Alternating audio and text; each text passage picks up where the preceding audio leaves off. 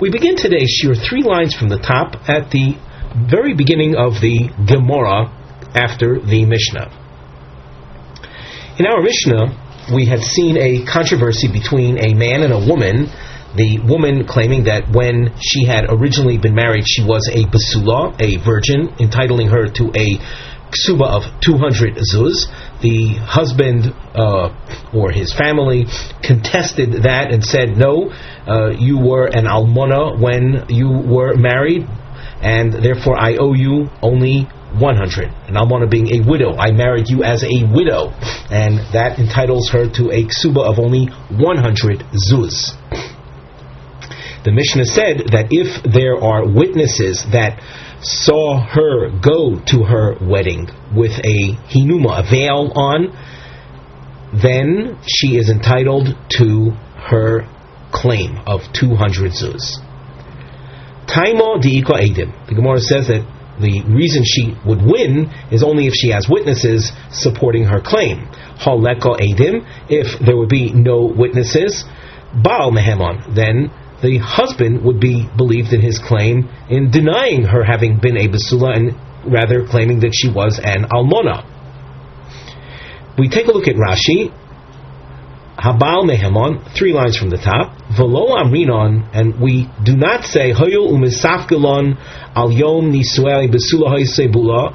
We do not say the following. Since we're in doubt regarding her wedding day, was she a virgin or was she already married to previously? Establish her on her original status. And originally she was a basula. All that we do not say.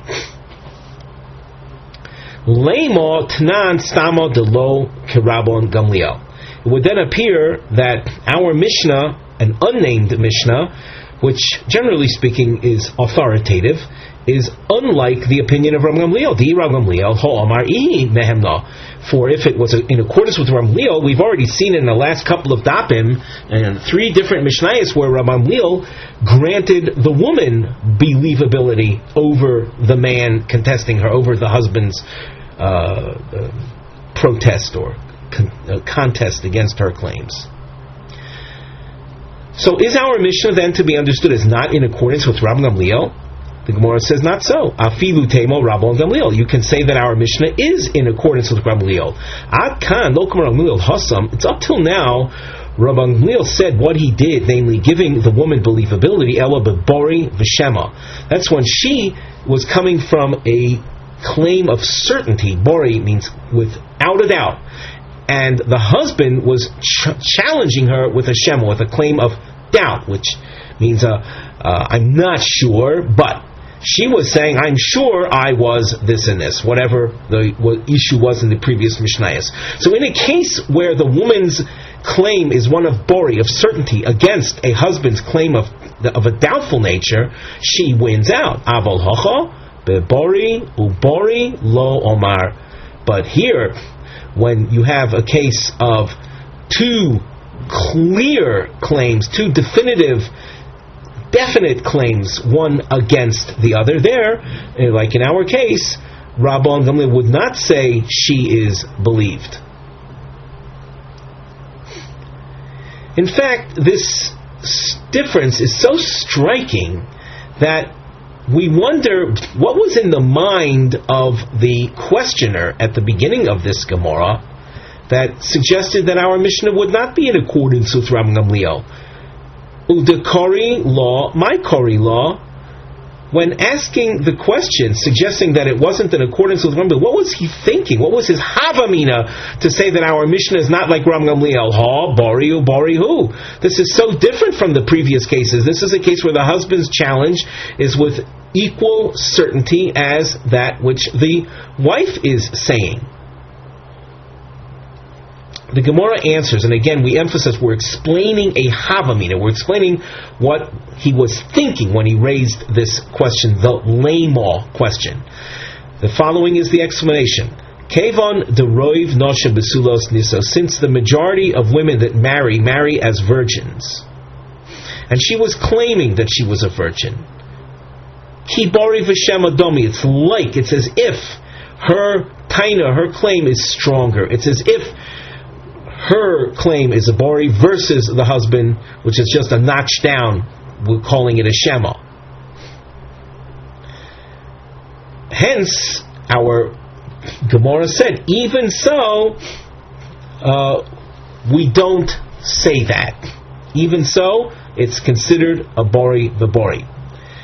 There's a little note we made on the side of the Gemara. There's a starred note which reads, "L'kras soif ha'omud ha'Gemara tavarer loma lo ma'aminim lo me'achar sherov mechazekes es tanosa."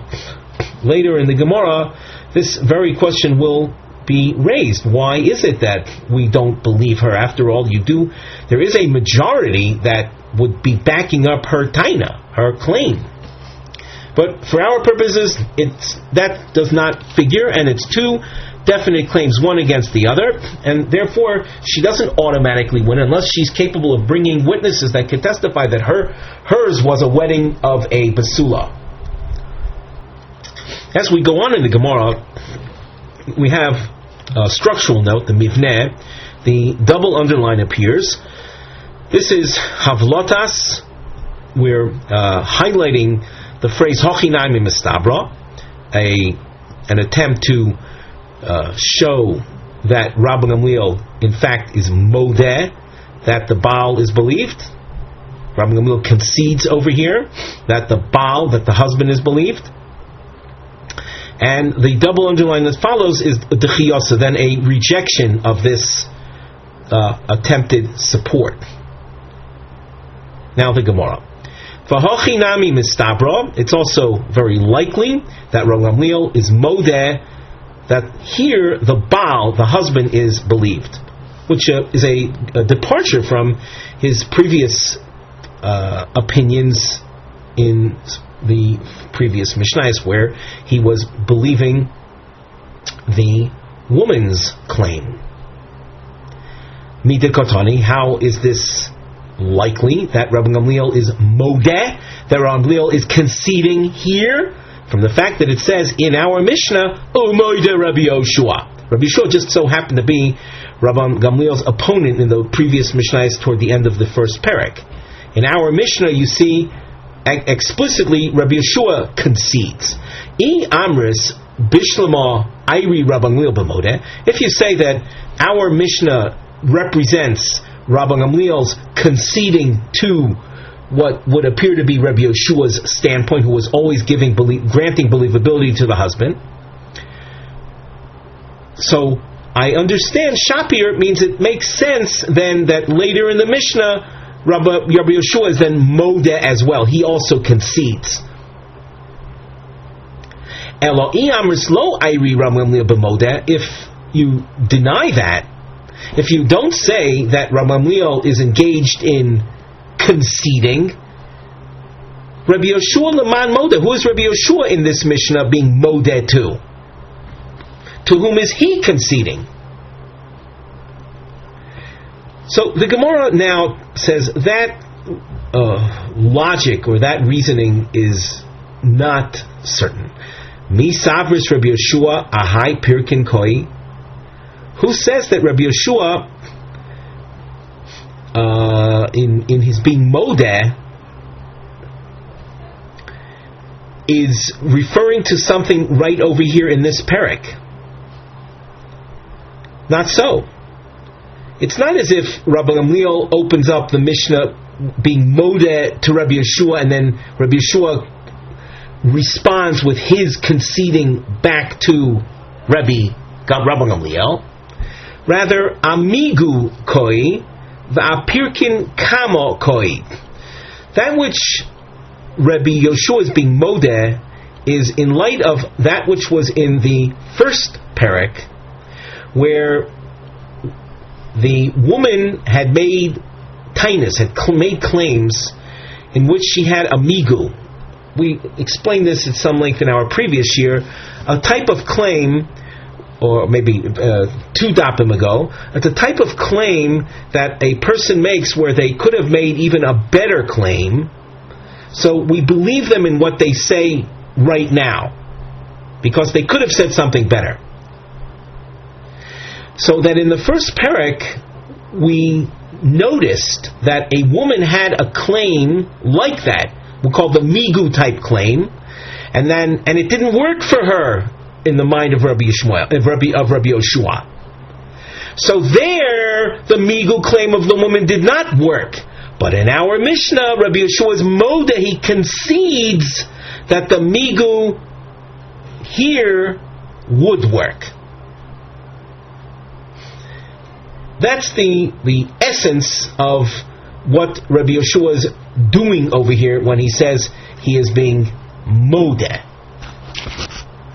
Before going any further in the Gemara itself, I would like now to learn a piece of Rashi that deals with the first stage of the Gemara, where it was thought that it's likely that Rabbi Gamliel is being modeh to Rabbi Yeshua by virtue of the fact that you see Rabbi Yeshua being modeh as well.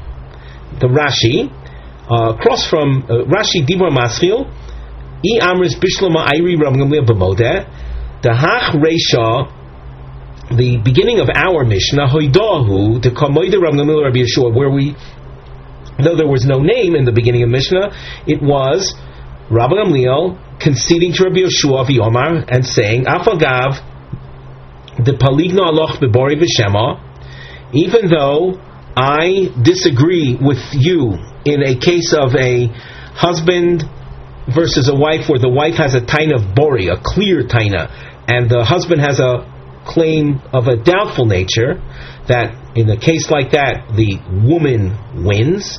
Modina loch, I will concede to you the bori ubori, where the husband will win.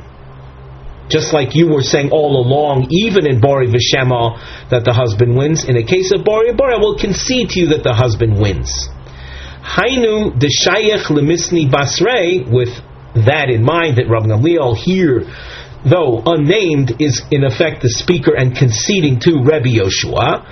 It makes sense that which follows, Rabbi Yeshua moidel Gamliel boimer lechaveru solezu v'chulei, where Rabbi Yeshua is modeh to whom? To Rabbi Gamliel. That wasn't stated explicitly, that's what we're extrapolating.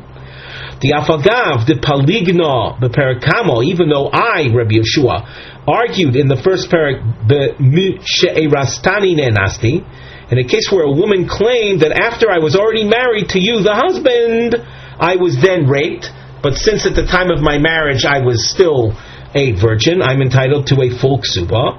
The woman, when she says Misherastani nenasti, the Afagav the equal the Meimar Migu, even though that claim that she makes there was a better claim for her to make, which we call the Migu situation. Lo mehemna, there I said, says Rabbi Yeshua, I did not grant her believability. Modina Bahai Migu the boy Shosik. In this migu type claim, I will concede ki omarle nami lokachtia heimenu, that I bought it from your father mehamon kililikamon. So that whereas in the first parak, Rabbi Yeshua was not modeh to Rabbi Gamliel in giving believability to a woman who says Mishirastani Nenasti with her migu claim. Rabbi Yeshua was not conceding the power of her claim, though she had a migu. In this migu type claim in our Mishnah, where a guy pops out of the blue and says to some fellow, this field was your father's, but I bought it from him. In this migu, I will believe him. I'll believe him that he bought it from the guy's father. So that would explain then that our Mishnah could have been authored by Rabban Gamliel. And all of this is based on the presence of the expression Umodeh Rabbi Yoshua. For the fact that Rabbi Yoshua is being modeh supposedly to Rabban Gamliel, it must be that Rabban Gamliel was the opening of the Mishnah, being modeh to Rabbi Yoshua, giving the husband believability.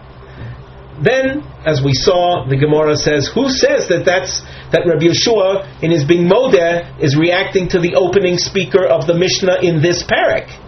No, Rabbi Yeshua in his being modeh is reflecting back on that which happened in the first perek. In the first perek, Rabbi Yeshua denied the power of the migu claim. Here, he is conceding to the power of the migu claim.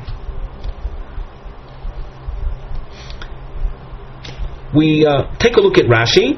Amigu koi, aplukto, diiko lemeimar bo migu, beperakama koi, in a controversy between husband and wife, where there was a claim on her part that was a migu type claim. The Komar afagav de paligno b'migu dahasam, even though I disagreed, not granting the migu claim credence in the first perek, but migu dahacha modina, in the migu over here I am modeh. So from this approach, we don't see then that the Reisha is necessarily Rabban Gamliel conceding the believability, in this case, of the husband. Now, we turn back to the Gemara. You notice we have a very long bracketed section. The starred note on the side, where we've written Hesber HaSograyim, the explanation of this long bracketed section. Why is it in brackets? Besoch HaSograyim, Gemara mechapeses mokur miperek aleph. The Gemara will be looking within this bracketed section for a source from the first perek, shemuva bo tainish yeshimo migu, where you see a claim that had along with it a potential better claim, ubechozos the Rabbi Shua lo moil. And even so, even though a person making the claim was sticking his neck out with the current claim because where he could have used a better claim, and still Rabbi Shua is not swayed, is not convinced by that. Metzias moker zeh havi habasis l'tchias alchinami mistabra. Finding such a source where Rabbi Yeshua did not concede the power and validity of the claim that had a migo aspect to it will be the basis of rejecting the hachinami mistabra. Acharei haSograyim, after the bracketed section, HaGemara choizeres levarer ma shenemar liel. The Gemara goes back to that which was stated earlier. The afal pi sheroiv noshem besulos nisois, even though the majority of women marry as besulos. Im ein lo edim hi eino ne'emenes. If the woman in our case does not have witnesses that she was a virgin, witnesses that say she went out to her wedding as a virgin would go with the veil on, or her hair hanging loose, if she doesn't have witnesses to that effect, she would not be believed, even though her claim is buttressed by the rove, the majority of women. Now that the superstructure has been presented, let's go into the Gemara text. The topic heading that we have assigned here reads Afal pi de Rabbi Yeshua beperakama lo hemin lemigu. Even though Rabbi Yeshua in the first parak did not believe the migu claim, kan b'migu de Mishnah seinu modishimo. Here in our Mishnah, where the person issues a statement whereby he said, this field belonged to your father, but I bought it from him. Believe him when he says that, because he could have remained silent and nothing would have happened, as the fellow to whom he was speaking had no idea as to the background of the field.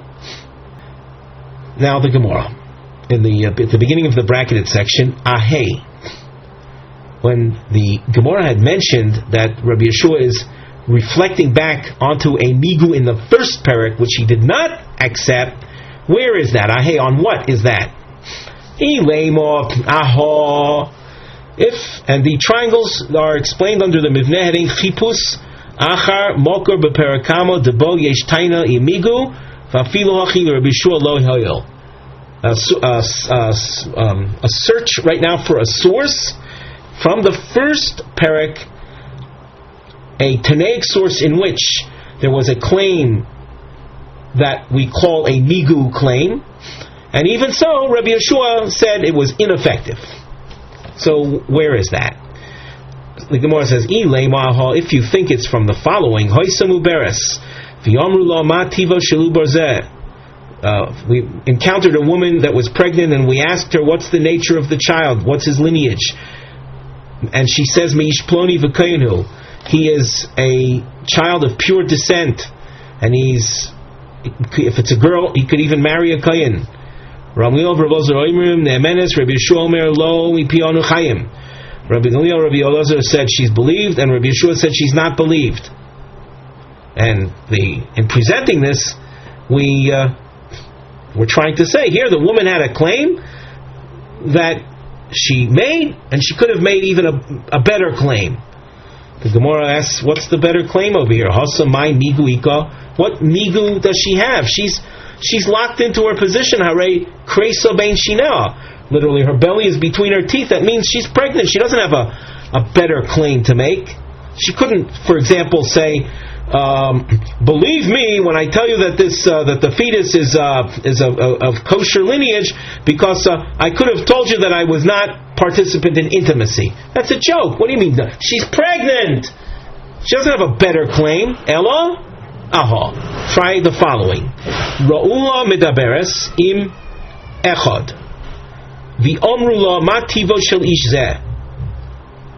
We saw a woman, midaberes. We spent a lot of time on this in the first parak, as far as the definition of that word. We saw a woman, midaberes, either it meant going into private, or we saw an act of intimacy, machlokes, in the first parak, Zeiri and Ravasi. So we saw a woman, midaberes im echad. V'omru la, and we asked her, ma tivo shel ish zeh. What's the nature of the fellow that either you went into private with or you had relations with? And she says, Ish ploni v'kainu, he was a man of pure lineage. Ramuil Rabbi Omer ne'emenes, she is believed. Rabbi Yeshua Omer lo mi pi anachem, we don't live according to her words. We don't believe her. So here you have the woman making a claim, and supposedly we should believe her because she could have made a better claim, and even so Rabbi Yeshua is not accepting her. What migu did she have though? Did she have a better claim she could have made? So we have an angular brackets. In the angular brackets, we're going to tell you as follows, that according to Zeiri, she had a better claim she could have made, but according to Rav Asi, she didn't have a better claim she could have made. So, as far as Rav Asi is concerned, this would not be a source in which the woman had a migu taina that Rabbi Yeshua was rejecting. We have a note that explains this, and the starred notes. So, Graham L'Shem Dilug. The brackets here are really for initial skipping purposes. After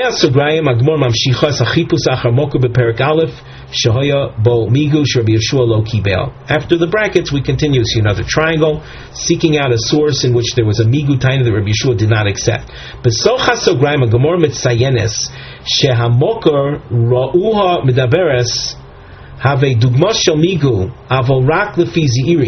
The Gemara will point out in the brackets that this source is an example of a migu type taina, but only according to Zeiri. In other words, that's not enough. We need to find a migu that would satisfy Rav Asi as well. So now within the brackets, this source could represent a claim of a migu nature according to Zeiri. Diomar mai medaberes nistara. The translation of the word medaberes, we saw her medaberes, means we saw a woman go into privacy with another man, into seclusion with another man. Migu di baya omra lo nivalti, since she could have said, I didn't have relations at all.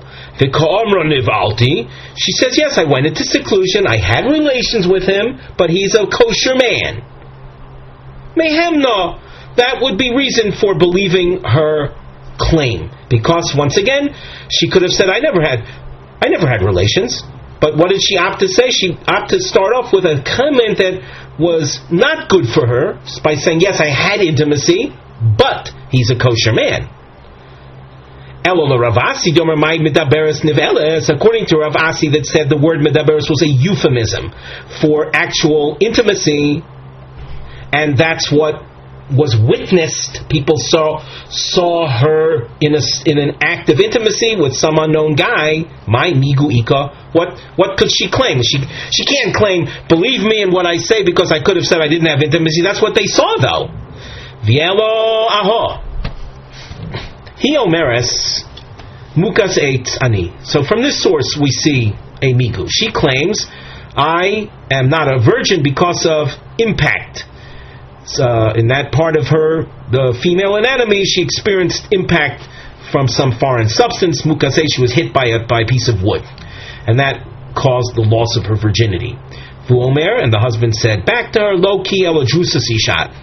Well, what do you mean? You had intimacy with some other man. Rabban Gamliel Rabbi Ozer Omrim Ne'emenes. Rabbi Shua Omer Lo mi pi anu chayim.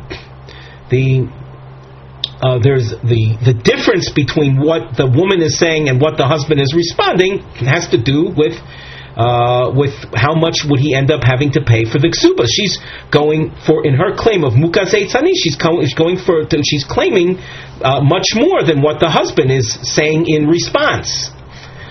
And Rabbi Yeshua says that though Rabbi Gamliel or Rabbi Ozer say she is believed, Rabbi Yeshua says we don't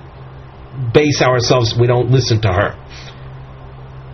Well, hasa my migu ika, what else could she have said that we should believe her when she says mukas eitz ani? Again, like we had before, this is essentially the problem with the source. There's no migu over here, and that's why if you skip the angular brackets, you see elo aha. In the next source, we will try to see a migu. Now, within the angular brackets, just like we saw structurally in the section before, that in fact there is a possible migu here, but that's only according to one opinion. We'll see according to Rabbi Ozer there is a migu here, but according to Rabbi Yochanan there isn't a migu. So it doesn't represent a case of Rabbi Yeshua rejecting a migu taina, which is what we're looking for. So now in the brackets, Bishlam al Rabbi Elazar, Diomar, according to Rabbi Ozer, who said in the first parak that the husband and wife here are arguing b'mona v'lo klum. She's going, in her claim of mukas eitz ani, she's saying, I want you to pay me the 100 zuz that are due to me, and he's saying, I'm not paying you anything. You were with another man, and the whole wedding is a mistake. It's all off. So, according to Rebbe Ozer, by her claiming she's a mukas eitz, she's in effect putting a claim in for 100 zuz. Migu di bay omra mukas eitz ani tachtecha visli mosayim, since she could have said, I am a victim of a mukas eitz after having already been married to you as a basula, and since at the point I married you I was entitled to 200. Vikomran, she is voluntarily saying a weaker claim. She's saying me'ikora, I'm a mukas eitz before I married you. The lesla elamona, where she's claiming altogether just 100 zuz, mehenna. With that, we could believe her. When she says, before, you're saying I was with another man. No, you got it wrong. Before we got married, I took a bad fall, and I experienced impact, and that's what knocked out my virginity. And therefore, I want you to pay me 100. You should believe me, because I could have just as well said, after we got married, I experienced that impact, and you'd owe me 200. According to Rabbi Yochanan, in the Mishnah here of mukas eitz ani versus the husband's counterclaim drusas ishat, she's going for the whole bank when she says mukas eitz ani. She is claiming, as a mukas eitz, she is entitled to 200. Rabbi Yochanan had explained that the Mishnah is in accordance with Rabbi Meir, who says that a mukas eitz does not lose out in the ksuba amount. So therefore, her claim of mukas eitz, whether she was mukas eitz before she got married or mukas eitz after she already got married, there would be no difference as far as Rabbi Yochanan's approach to that matter. So there's no migu. Her claim right now of saying mukas eitz isn't believable because she could have claimed something even more beneficial for herself. Elo aho. Where is there a case of a migu that Rabbi Yeshua rejects? The following. Note that we have a long answer. Again from the first parak. A man marries a woman and finds that she's not a virgin. She says that after I was married to you, I was then raped. And nistachvos means that it's your loss. In other words, you'll have to pay me the full 200. Because at the point of marriage, I was a basula, and I'm entitled to the 200 zuz. V'omer, and the husband says, Lo ki elo ad shelo astich. You lost your virginity before you were raped before I married you, and it's all I therefore don't have to pay you the full 200.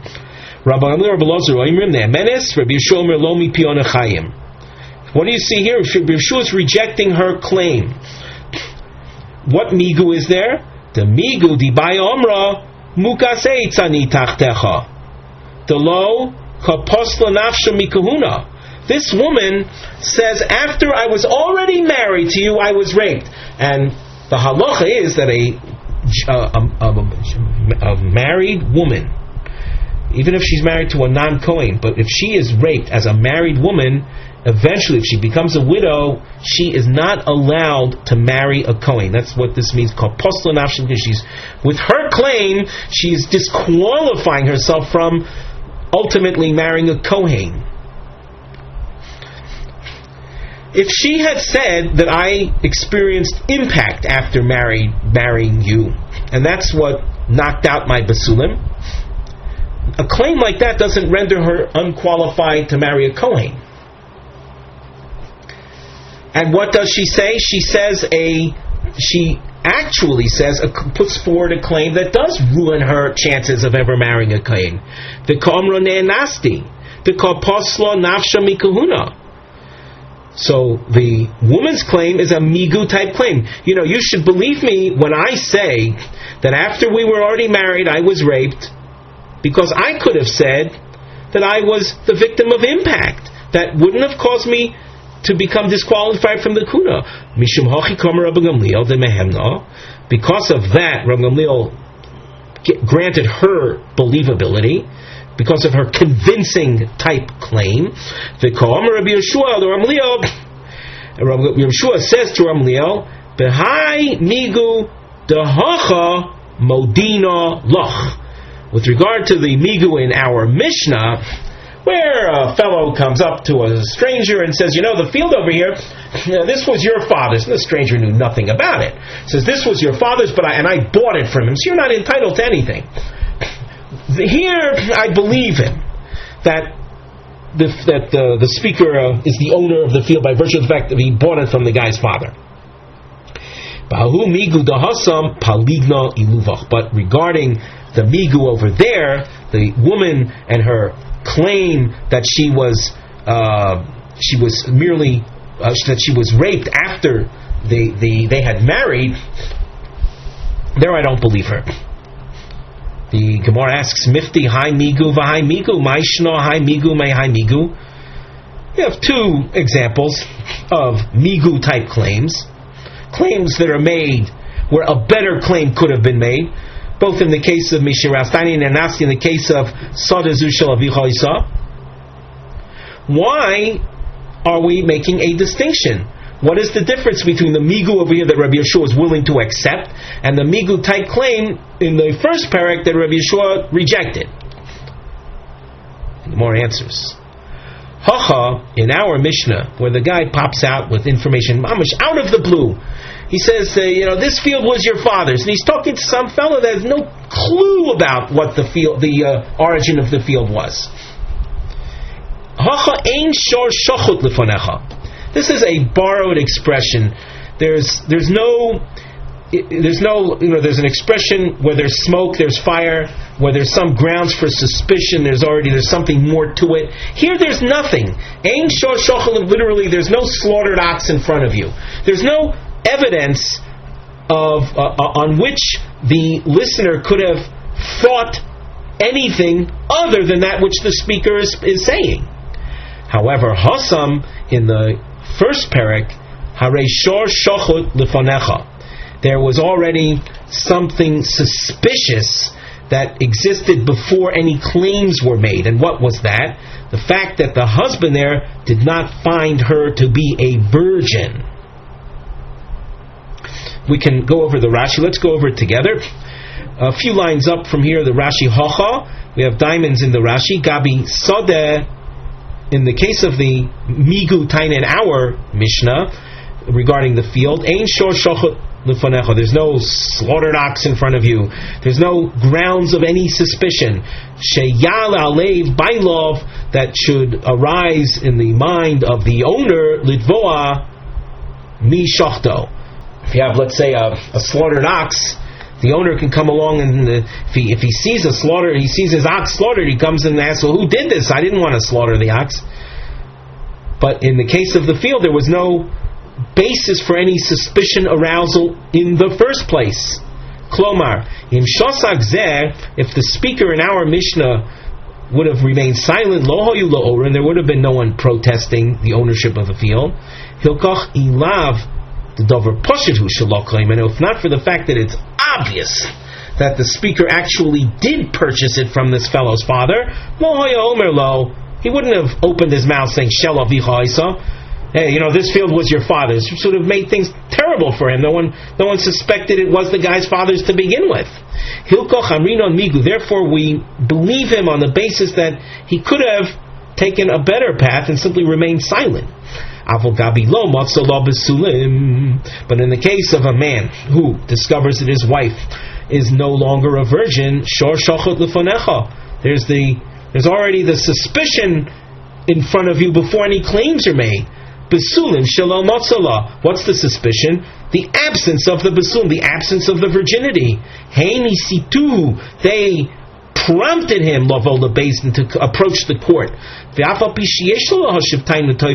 though she has a better claim than the one she makes, lo amrinon, we do not say migu. The dilma lo askadaita. First of all, it might not have occurred to her to make the better claim. Inami arume komarma, or possibly she's using subterfuge by using the weaker claim, thinking that she'll be able to convince us by the fact that she had a better claim. But all of this is weak because it's coming on the heels of a pre-existing point of suspicion. We continue with the Gemara, 4 lines from the bottom after the bracketed section. Before we do so, we glance at the side under where we have our our topic heading. Lama haroiv shel roiv noshim besulos nisos.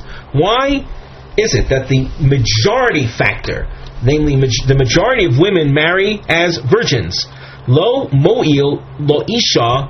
It doesn't stand in the good stead of this woman neged tainus abal, against the husband's counterclaim shetoyin almona nisatich, who's claiming that I married you as a widow already. The Gemara. The Kevon the Rov Nashim Besulos Nisais. Since that's an objective fact that the majority of women marry as Besulos, Kilo Asu Eidim Mayave. Even if witnesses don't come telling us that we saw this lady enter her marriage with a veil, as is the custom of virgins, even without the witnesses, so what? Why shouldn't we believe her? Her claim is buttressed by a rov, a majority. Omar Ravina explains. Now he's going to say something that the Gemara will have to refine later. But initially he says as follows: Mishum di'ika lemeimar roiv nosha besulos nisos. There is grounds for saying, in fact, the majority of women marry as besulos. Umiut almonos. There's a minority of women that marry as widows. V'chol haniseis besulo yesh lo koil. And each and every single girl that marries as a besula, it is spoken about. It's popular knowledge. Everyone knows. Rashi says, "Yesh lo kol v'harbe yodim shiotza behinuma." There are a lot of people that know that a basula had entered her marriage with the hinuma, with the veil. Vezu. The Gemara continues at the top of Amud Beis. Vezu hoyel v'ein lo kol. The woman in our Mishnah, she comes with her claim that I was a basula, but there was no one speaking about it. No one was testifying. The Mishnah said, but if she can find witnesses, but until that point she doesn't have witnesses. She doesn't have. There's no kol. There's no evidence. Kol literally means there's no sound. There's no voice. There's no one saying that she was a basula. So Isra la ruba. It weakens the rove for her purposes. Once again, a true basula wedding is something people would have spoken about. With regard to this woman in the Mishnah, no one was speaking about her as having had a basula wedding, meaning she wasn't a basula. Therefore, she cannot plug in to the rove to buttress her claim. The rove is not only, just to repeat that, the rove is not just that the majority of women, physically speaking, are virgins when they get married, but the rove states that all those that marry as virgins, people talk about it. And in this case, no one talked about her as having married as a basula. The Gemara asks, now here's a technical question on the way, on the wording of Ravina. He called Hanises Besulo Yeshlo Koil. If this is a hard and set fact that every single virgin marriage is accompanied by a koil, by people speaking about it, and this one in our Mishnah, she doesn't have that koil. Ki osu edim mai have. Even if witnesses would show up later saying that she went to her marriage with a veil on, so what? Why should she win? The Mishnah said if she could produce witnesses, she'll win. But why? Hanoch Sadi Shakrinunu. These are liars. Here it's got a woman that there's no koil, there's no public knowledge of her wedding, of having been a basula type wedding. So, according to the way Ravino stated it, if every basula has a koil, and she didn't have a koil, so she's obviously not a basula. And when witnesses do come saying that she was a basula, they're liars. Elo Amar Ravina, here's the refinement of his comment, Roiv haniseis basula yesh lo koil. The majority of virgins that marry as basulos, the majority of them have a koil. People speak about it. Not every single one, but the majority of them have a koil. We can say it's the majority of the majority have a koil. But there is a minority of basulos that don't have a koil.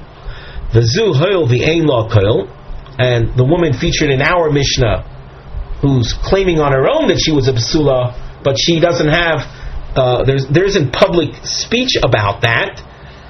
She doesn't have a kol isra la ruba. She therefore the rove is weak when it comes to buttress her claim. She's in a weakened position. She can't take advantage of the rove because she doesn't resemble the rove.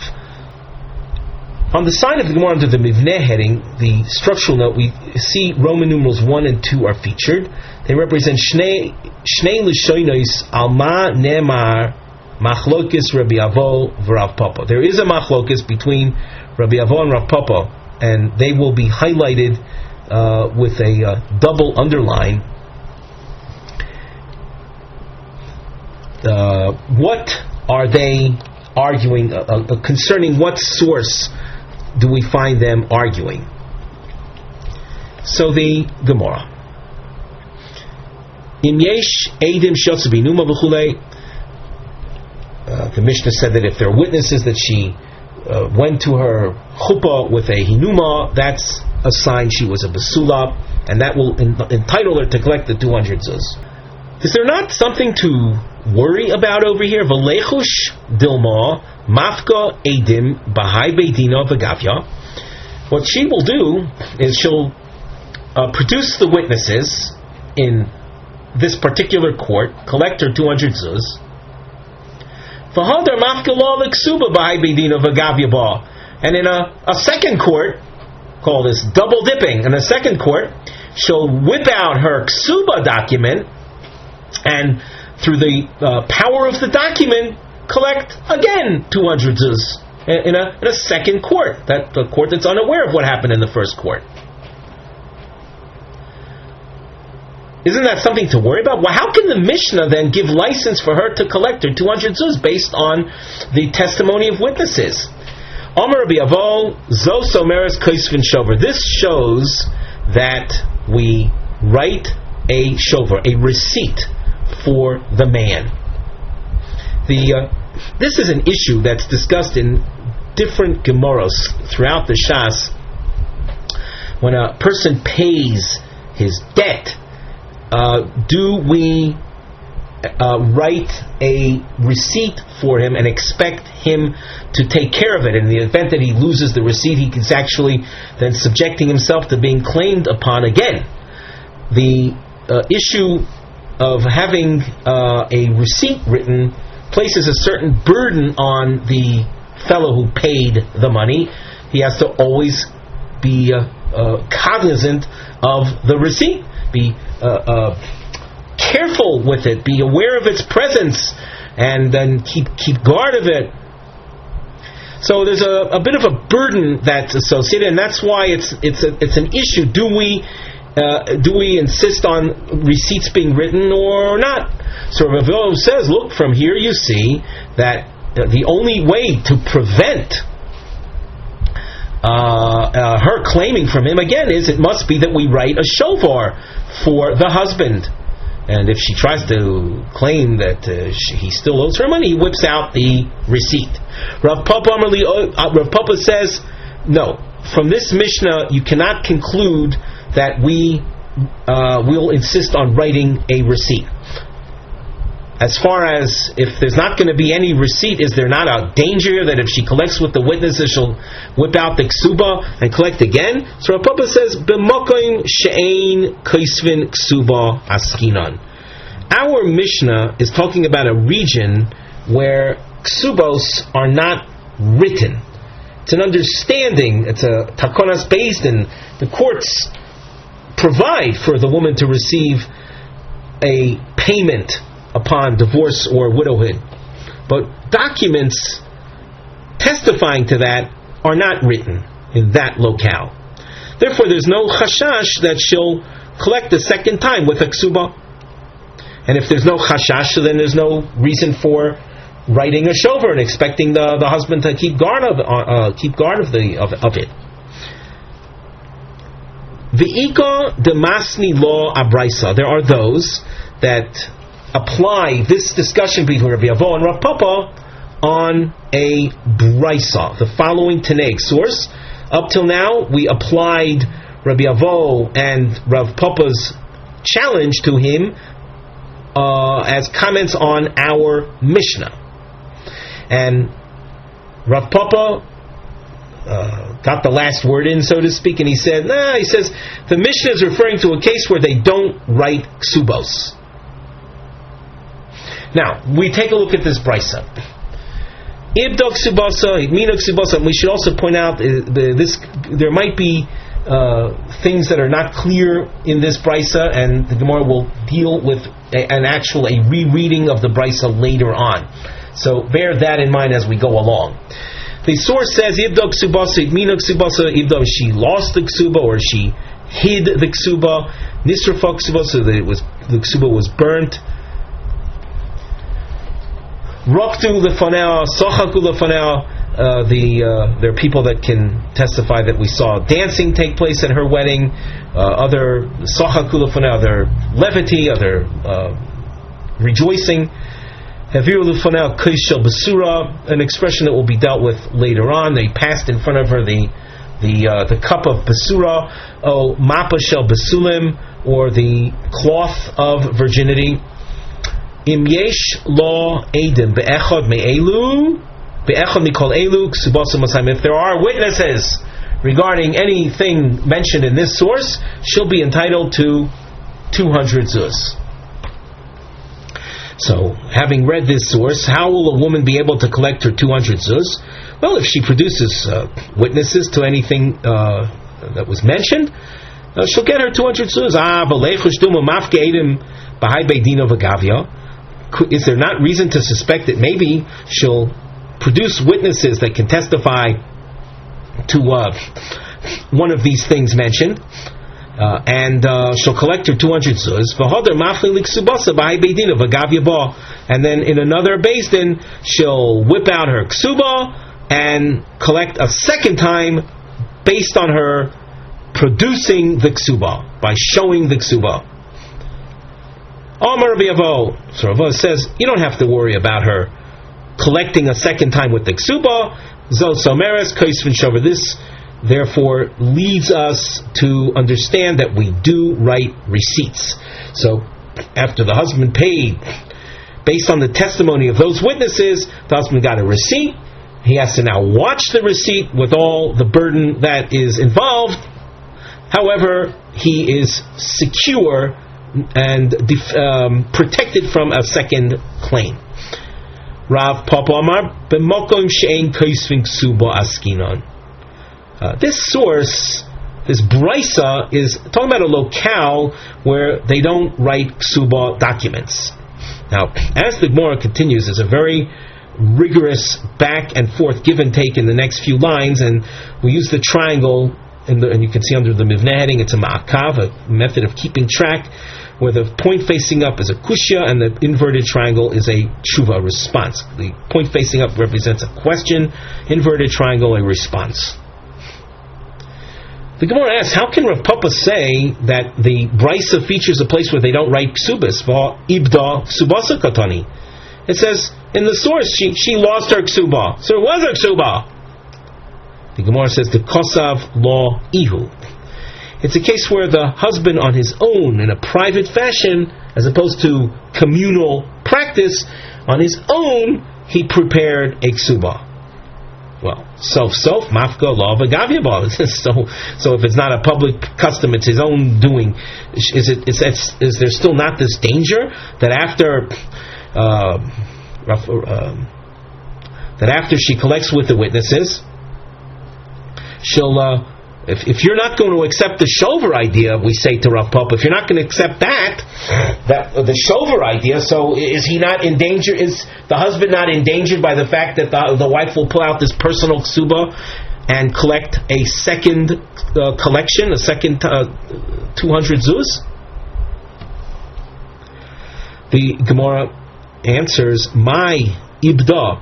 When the source says ibda ksubas, it doesn't mean she just lost it. She might find it later on. Ibda means ibda ba'ur. It got lost in the fire, and therefore there's no chashash that she'll be able to pull it out a second time. So she'll bring witnesses that saw her ksuba burnt up in the fire. She'll collect. What's there to worry about after that? Nothing. Therefore, as far as Rav Papa is concerned, you can't use this source to demonstrate that we write a shofar. There's no need. The Gemara asks, how can you say that ibda means ibda bur? Three questions. Number one, then there's redundancy in the source because the source also mentioned nisrafa. If you're going to say ibda means burnt, but it already said burnt in the source. What are you going to say about the case of her hiding the ksuba? If she hides it, she'll in fact pull it out later on, and if you're not going to give the guy a shovar, he's going to be collected from a second time. Vesu, and furthermore, ibda lomali. What do I need the case of ibda for? Ella. Thusly, we are to understand the sources, a new understanding of the source. Kol ibda, any case of a woman losing her ksuba, Ki hitmina b'fonenu dami v'lo yavinon la. It's as if she put it away in front of us, and we're not going to give her 200 zuz. We're not going to pay her the ksuba ad amri edim nisrafa ksubas, until witnesses would tell us that the ksuba was burnt. Let's take a look at Rashi. Rashi that we're looking at is further up on the page. Ella hachi komar kol ibda, any case of lost ksuba, kamishit mina b'fanenu dami, it's as if she hid it away from us, hid it away in front of us. V'lo gavya, and she's not going to collect. V'hachi kotani, and thusly the original source is to be understood. Ibda ksubasa, hitmina ksubasa, nisrafa ksubasa. Imraktu lefanel v'chulei, v'hachi pirusha. Now the explanation. Omra avad shtar ksubasa. A woman says, I lost my ksuba. Harei hi kamosh hitmina ksubasa b'fonenu k'dei lahotzi v'ligvois pam shniya. It's, as far as we're concerned, it's as if she put it away for being able to collect the second time. In other words, a woman says, oh, I lost my ksuba, so pay me my 200 zuz, I don't have the ksuba. We're not going to pay her the 200 zuz. We'll pay her now the 200 zuz, and she'll pull out the ksuba later on. V'eina goiva klum, Elohim kain tovi hashtar. A woman who says, I lost my ksuba, sorry lady, you're not getting anything until you bring the document. If she says, look, I don't have my shtar ksuba because it got burnt, and she has witnesses that can testify they saw it burnt. The hashto leko lemechash lemidi. Now there's nothing to worry about. Tovi edim. Now there's nothing to worry about. Once there are witnesses that say that we saw her ksuba burnt up. Tovi edim sheraktu lefonel shezel simin lebsula v'tigve masayim. If she produces witnesses that saw dancing taking place in front of her at her wedding, that's a sign that it was a basula wedding. Then, and only then, would she be able to get the 200 zuz. So, as far as Rav Papa is concerned, the source he explained as mokom she'ein kaisvin ksuba. Man demasni lo abraisa. Kol shekena masnisin. The second version, what we called above Roman numeral number 2. The second version that taught Rav Papa responding to Rabbi Avo and saying that we can't conclude from this brisa anything about writing a shovar, because this brisa is talking about a place where they don't write a ksuba.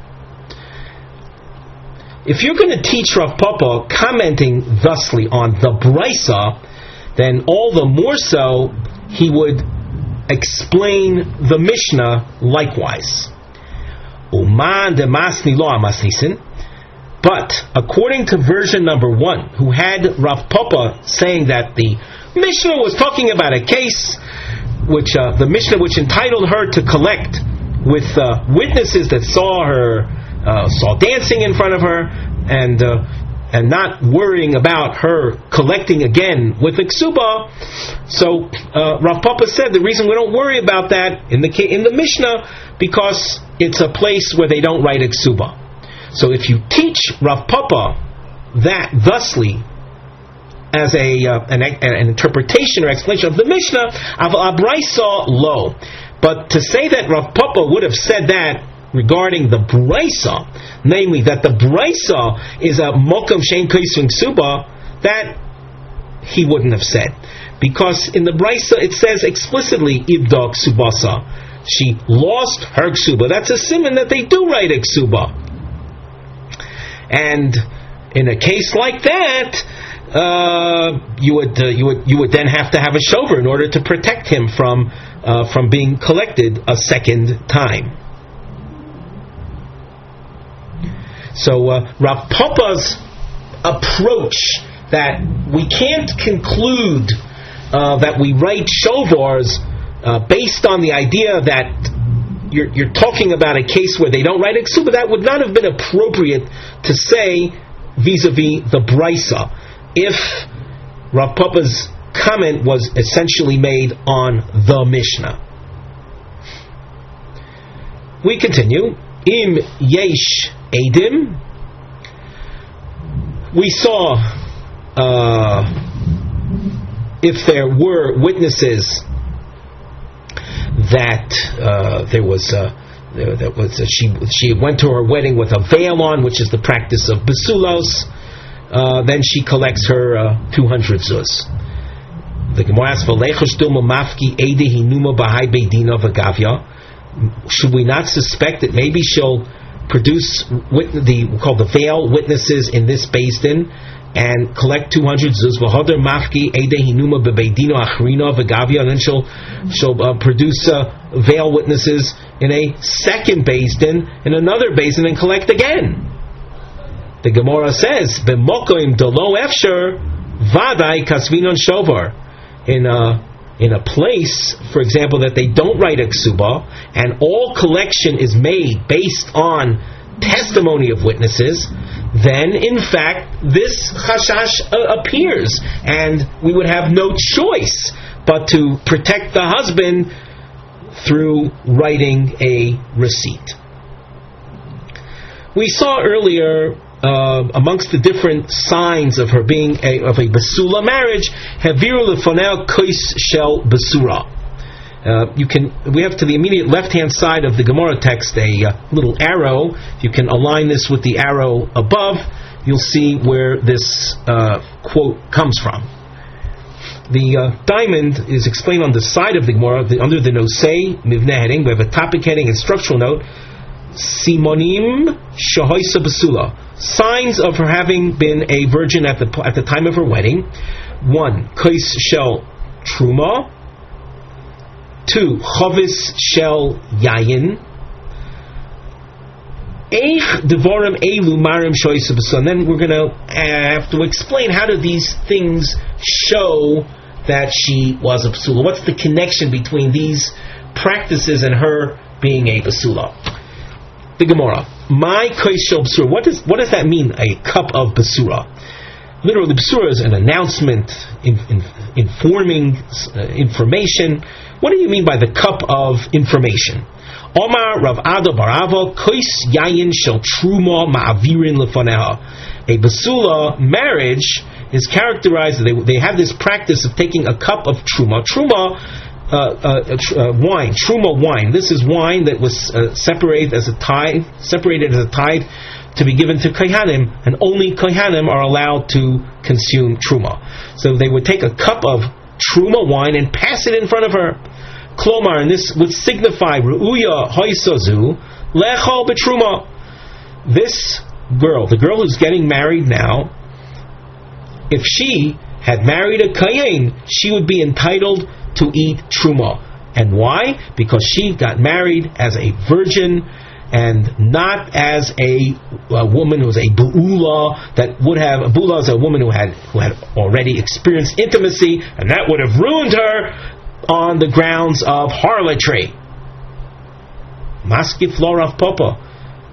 Rav Papa asks, how can you explain that the truma means that the cup of wine means that if she's a basula, a kind of girl that had she married a kohen, she would have been entitled to eat truma because she had never experienced intimacy before. Are you telling me that any woman who experienced intimacy before her wedding is not fit to the kahuna? Atu almona milo achla betruma. A widow, she lost her husband. She now is going for a second marriage. She chooses to marry a kohen, which is totally allowed. And almona, is she someone not entitled to eat truma? Even though she's not a basula, she's entitled to eat truma. So, what is the association? What is the hint or what's the remez in the kois yayin shel truma? How does that reflect basula? The Gemara answers, Elom Rav Papa zu rachis ketruma rachis. The word rachis literally means first. The truma tithe is the first tithe that one separates when he tithes his crops. So just like the truma is the first tithe, this girl entering the wedding is entering her first experience of intimacy. So that is how Truma, which is associated with firstness, is a reflection of her being a basula. Tanya, Rabbi Yehuda Omer, Chovis shel yayin mavirin lefaneha. Rabbi Yehuda says that a sign of a basula wedding is the passage of a barrel of wine in front of her. Omer Avada Barava, basula mavirin lefaneha stuma, beula mavirin lefaneha psucha. A basula who gets married, who is entitled to a ksub of 200 zuz, they pass in front of her a sealed barrel. Of course, the obvious connection, basula is sealed in an anatomical sense, and in order to reflect that, it's a sealed barrel of wine. If it's a woman who had already had intimacy, she's called a beula, and as such, she does not get a ksuba of 200, she gets a ksuba of 100. The practice was to pass a barrel of an open barrel of wine in front of her. The Gemara asks regarding this practice, Amai, why is that the practice? There is an alternative suggestion. Never kami basula. Have a barrel of wine passed only in basula weddings. The kami bulu lo never klal. And when it comes to a non-virgin marriage, no barrel of wine is passed at all. So that the sign of a basula wedding is that there was a barrel of wine. The Gemara says there's a problem with that. If that would be the general practice, zimnin the tofsa masayim zuz, you could have a situation where the woman who in fact was not a basula, but she went without court approval, and she grabbed 200 zuz as her ksuba payment. V'yomra, and she says, Ani basula havoy, ano basula havoy, I was a virgin when I got married. V'haidalo avru kamoy, and the fact that there was no barrel passed at my wedding is snusiu is nisu. They got drunk and they forgot to do it. So that what we have created then is a situation that at all weddings there are barrels of wine, so that the woman would not have a chance of placing a claim like this, that at my wedding there was no barrel, and that's only because they were drunk. If we take a look at the Rashi, 4 lines from the bottom, Zimnin de tafsa masayim below based in without court approval, and when we try to extricate it from her, mishum di'ein edim shavir lefanea, based on the absence of witnesses to testify about the barrel. And this, of course, is according to the Havamina, that there was only in Basula weddings would there be a barrel, and we would try to claim from her, what are you taking the 200 for? There was no barrel. Omra, she would be able to say, is snusihu dis nisu. The reason there was no barrel, there should have been a barrel, she'll say, but the reason there was no barrel is not because I wasn't a basula. Shikayrim hoyu, mayoinus yaina mishta. They were drunk because of the wine that's served at weddings. Hilkoch hashta asu edim shavir l'fonea psucha v'su lekomidi. Now that the practice is that at all weddings there are barrels, and if it's a beula wedding, it would be an open barrel. So the woman can claim whatever she likes, but witnesses will come and describe the type of barrel, and she will not be able to keep the 200 zuz if she claims she was a psula when the witnesses are saying it was an open barrel. Tonu Rabbanon, a Tanaic source that begins here and continues down the first number of lines of Yud Zayin Amud Aleph, begins with a phrase that became very famous and is actually sung at weddings. Ketzad Meraktin Lifnei Akala. Interestingly, though, if you translate it literally, it means how is one to dance in front of a bride.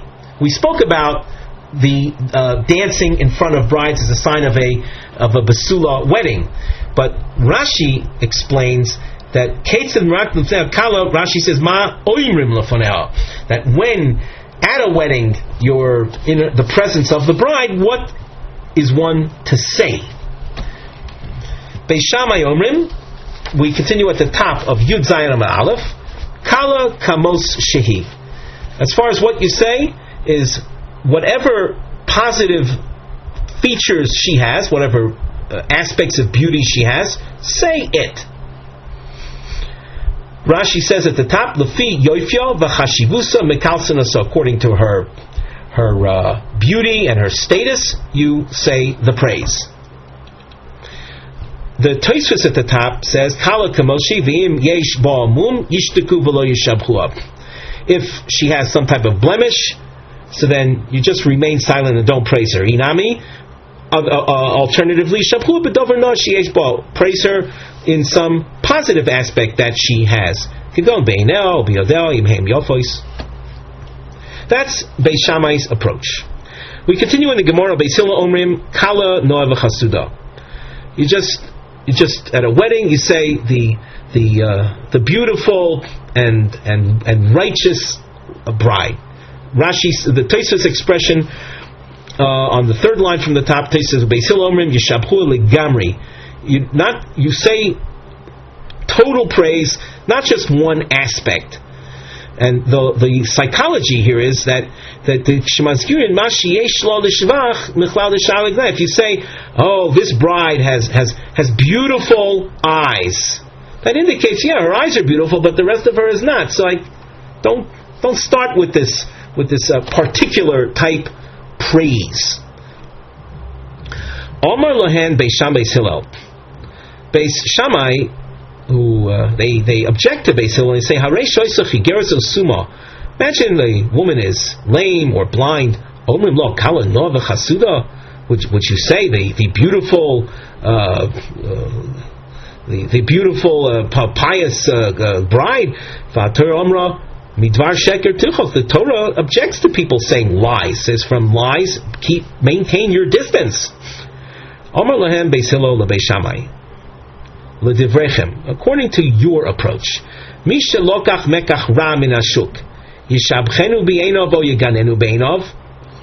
who bought something he bought something from the market, there's something that's unappealing, mekach ra, bad purchase. He bought a piece of furniture that in your eyes is ugly. He bought it. What do you say to a guy like that? Do you praise it or do you criticize it? You would agree that you would praise it. Tosfos says, true that if you walk into someone's house and he just bought an article